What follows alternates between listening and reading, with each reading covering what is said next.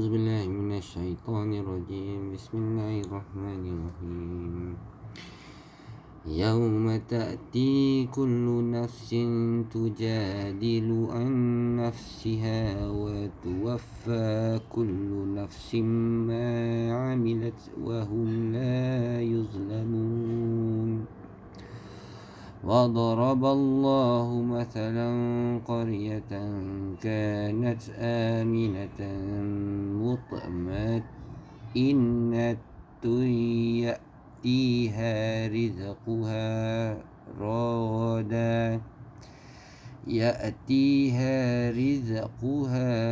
رغدا من كل مكان فكفرت بأنعم الله وأذاقها الله لباس الجوع والخوف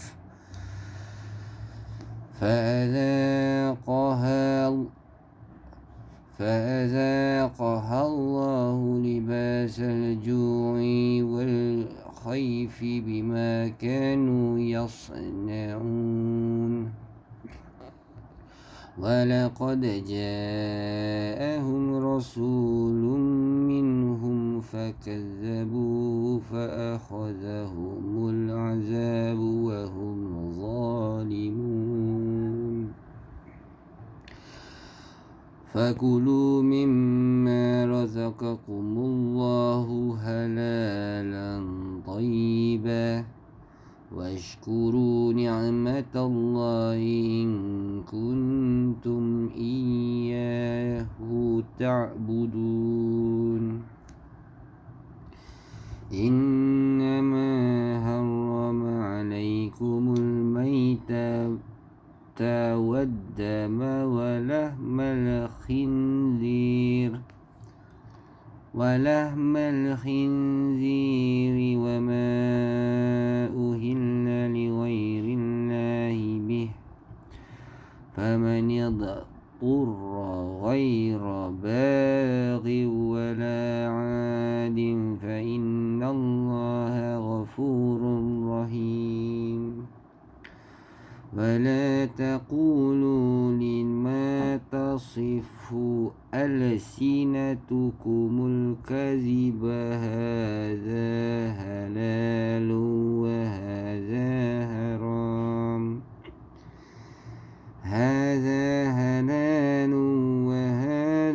حرام لتفتروا على الله الكذب. إن الذين يفترون على الله الكذب لا يفلحون. متاع قليل ولهم عذاب أليم. وعلى الذين هادوا حرمنا ما قصصنا عليك من قبل وما ظلمناهم ولكن كانوا أنفسهم يظلمون. Ingatlah pada hari ketika setiap orang datang untuk membela diri sendiri dan bagi setiap orang diberi balasan penuh sesuai dengan apa yang telah dikerjakannya dan mereka tidak dizalimi dan dirugikan. Dan Allah telah membuat suatu perumpamaan dengan sebuah negeri yang dahulunya aman dan lagi tenteram. Rezeki melimpah ruah datang kepadanya daripada seluruh tempat, tetapi penduduknya mengingkari nikmat-nikmat Allah. Kerana itu Allah menimpakan kepada mereka bencana, kelaparan dan ketakutan disebabkan apa yang mereka lakukan. Dan sesungguhnya telah datang kepada mereka seorang rasul daripada kalangan mereka sendiri, tetapi mereka mendustakannya. Oleh itu mereka ditimpa azab dan mereka adalah orang yang zalim. Maka makanlah yang halal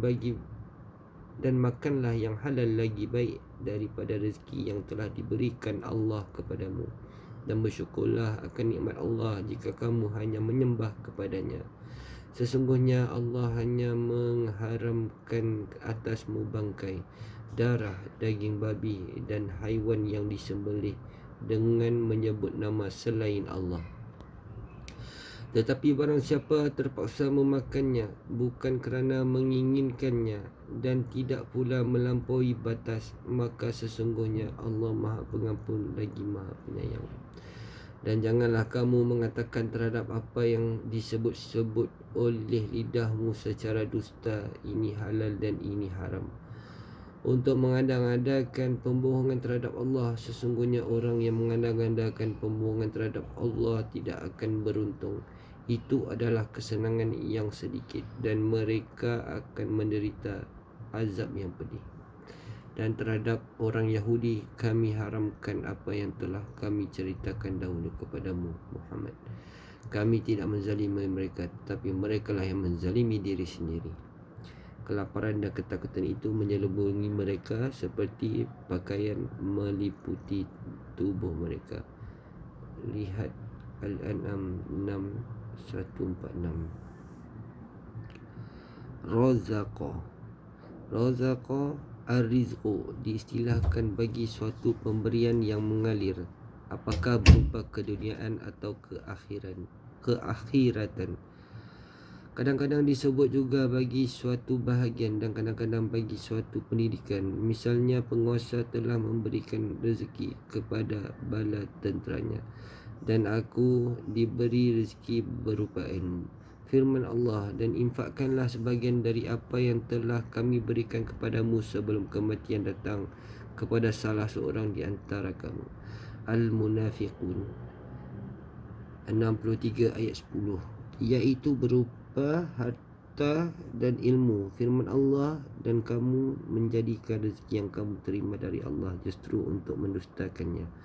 Al-Waqi'ah 56 ayat 82.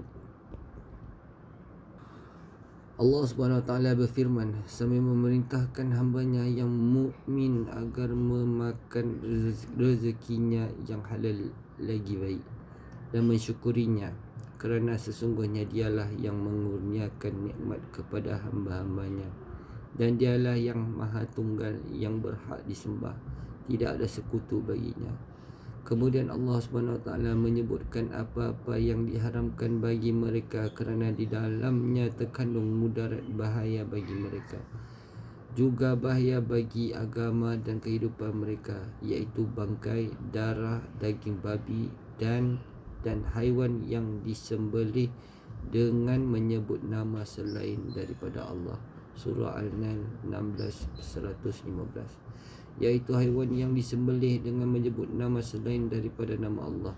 Dan bagi orang yang sedang darurat terpaksa memakannya tetapi bukan kerana inginkannya dan melampaui batas, sesungguhnya Allah Maha Pengampun lagi Maha Penyayang. Kemudian Allah melarang menempuh jalan orang-orang musyrik, iaitu mereka yang suka menghalalkan dan mengharamkan sesuatu semata-mata mengikut keinginan mereka, juga menggunakan nama-nama dan istilah hukum berdasarkan pendapat mereka sendiri. Misalnya mereka mengharamkan bahirah, sa'ibah, wasilah dan ham serta lain-lain yang diberlakukan bagi mereka yang mereka ada-adakan di masa jahiliah. Maka Allah Subhanahu Wa Taala berfirman, dan janganlah kamu mengatakan terhadap apa yang disebut-sebut oleh lidahmu secara dusta, ini halal dan ini haram, untuk mengada-adakan pembohongan terhadap Allah Subhanahu Wa Taala. Surah An-Nahl 16:116.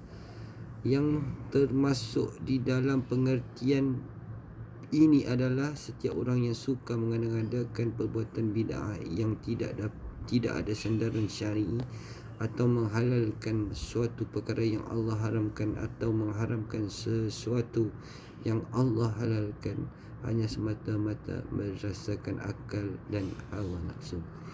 Lalu Allah mengancam terhadap perbuatan seperti itu, iaitu sesungguhnya orang yang mengada-ngadakan pembohongan terhadap Allah tidak akan berjaya. Surah An-Nahl 16:116, iaitu di dunia apalagi di akhirat. di dunia, iaitu dengan mendapat kesenangan yang sedikit, adapun di akhirat iaitu mendapat siksa yang pedih. Daripada Abu Barzah Al-Aslami radhiyallahu anhu, dia berkata Rasulullah sallallahu alaihi wasallam bersabda, kedua-dua telapak kaki seorang hamba tak akan bersentuh pada hari kiamat sehingga ditanya tentang umurnya untuk apa dihabiskan, tentang ilmunya untuk apa diamalkan, tentang hartanya dari mana diperoleh dan ke mana dibelanjakan, dan tentang tubuhnya untuk apa digunakan. Hadis riwayat At-Tirmizi. Dan dia berkata hadis ini hasan sahih. Sabda Nabi SAW, kedua-dua telapak kaki seorang hamba tidak akan bersentuhan. Maksudnya tidak bersentuhan daripada tempatnya untuk dihisap, sehingga ditanya tentang umurnya untuk apa dihabiskan, apakah dalam ketaatan atau maksiat, tentang ilmunya untuk apa diamalkan, apakah kerana mengharapkan redha Allah atau kerana riya, dan tentang hartanya dari mana diperoleh, adakah bersumberkan yang halal atau haram, serta ke mana dibelanjakan, apakah untuk kebaikan atau untuk bersenang-senang dan pembaziran. Seterusnya tentang tubuhnya untuk apa digunakan, apakah dalam ketaatan atau maksiat.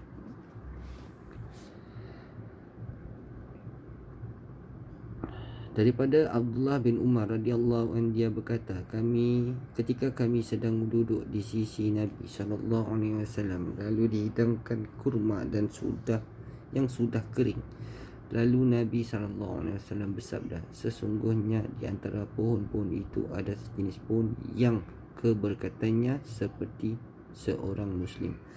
Lalu aku mempunyai anggapan bahawa pohon itu adalah pohon kurma. Aku berkeinginan menjawab, wahai Rasulullah, itu adalah pohon kurma. Namun aku melihat bahawa di antara 10 orang yang ada di antara aku adalah yang paling muda. Maka aku pun diam. Nabi SAW kemudian bersabda, iaitu pohon kurma. Hadis riwayat Bukhari. Jika Abu Hurairah radhiyallahu anhu berkata, Rasulullah SAW bersabda, sesungguhnya kenikmatan yang pertama kali ditanyakan kepada seorang hamba pada hari kiamat adalah, bukankah kami telah berikan kesihatan kepada badanmu dan memberimu minum daripada air dingin? Sadaqallahu azim.